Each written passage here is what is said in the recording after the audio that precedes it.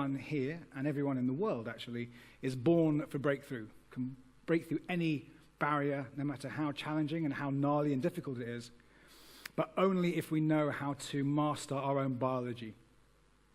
So this story I'm going to tell you starts about 15 years ago, when I had just come out of this place, number 10 Downing Street, with my then business partner.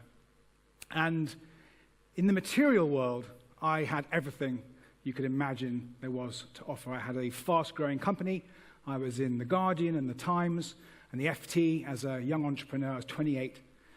I was a multimillionaire on paper, and for some reason I found it particularly exciting that I had lots of gold airline loyalty cards. I was flying around the world. It seemed to be a big thing at the time. What I didn't have was inner peace. I didn't have an organization or a company built around my deepest purpose. I didn't have my leadership potential as an agent of change in the world at its best. And in fact, about a year after this photo was taken, when I had a thriving business in central London, working all over the world, everything crumbled, and I engaged in a full entrepreneurial burnout experience. And that burnout brought all the depression that I'd suffered since a teenager back. I got a flare-up of a condition I'd been diagnosed with called fibromyalgia, where every movement was agony. And I decided at that point, I made a full commitment to do whatever it took to never experience that again. And it was what I now call a bifurcation point.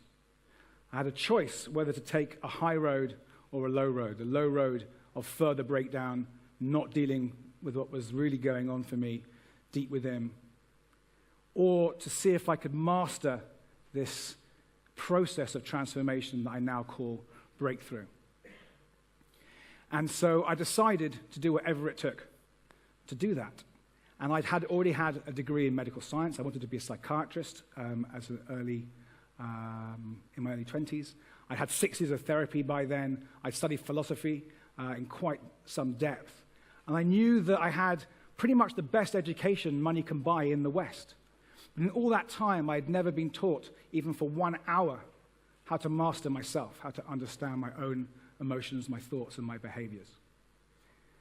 So that was 13, 14 years ago. I went on the path of breakthrough. And before I continue, I want to make this live for you as much as it is for me out here on the red spot. And to ask you right now, go live and direct into your life, into your world. What breakthrough do you want today? Whether it's in your life, your relationships, in your community, in your organization, or in our world. Whatever level of the system you are brought to in this moment. What does your truth say to you about what you want to break through today?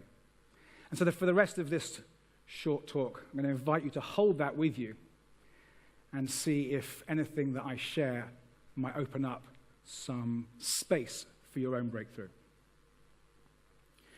So the reason why breakthroughs are so important is because the way the world is today is very different from how it was 200 or 300 years ago.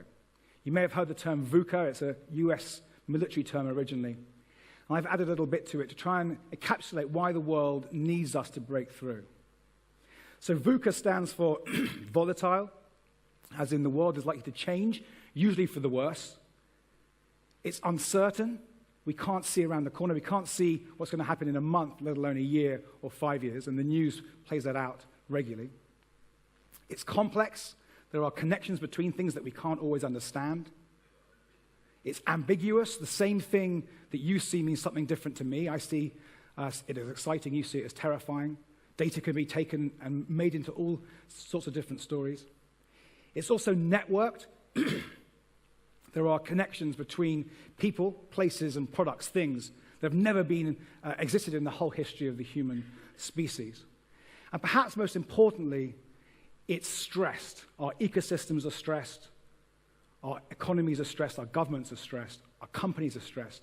And perhaps above all, most importantly, we are stressed Depression is now the #1 cause of ill health in the world. Suicide kills more than war and murder put together every year. So in this reality of constant change, we have a choice to make, because everything we do, every product that we sell as a company, every service we provide as an organization, every way we lead people, every way we talk in our relationships, is either forging the future and becoming more relevant, or it's failing it and becoming less relevant. So we have this choice. Do we learn how to increasingly forge the future, in whatever level that means? Whether it's taking our families on a journey of transformation away from how they used to be in the 50s, or organizations that are running business models from the 80s that just are not working today.